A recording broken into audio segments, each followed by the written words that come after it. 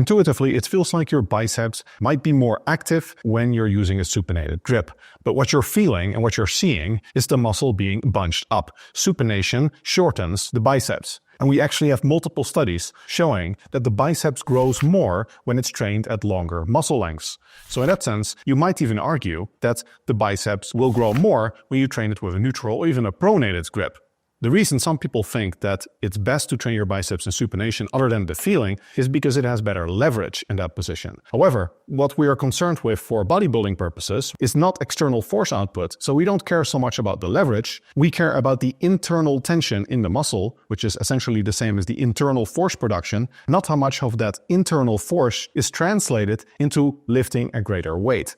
Longer muscle lengths are particularly advantageous for the biceps because, unlike many other muscle groups, the biceps are strongest both in terms of active and passive force contribution when they are at relatively long muscle lengths. Fully supinating the biceps reduces its active and its passive mechanical tension because it puts the length below its optimal length for force production. Multiple studies showing that grip width does not affect biceps recruitment, at least based on electromyography, for pull-downs, pull-ups, rows, and biceps curls.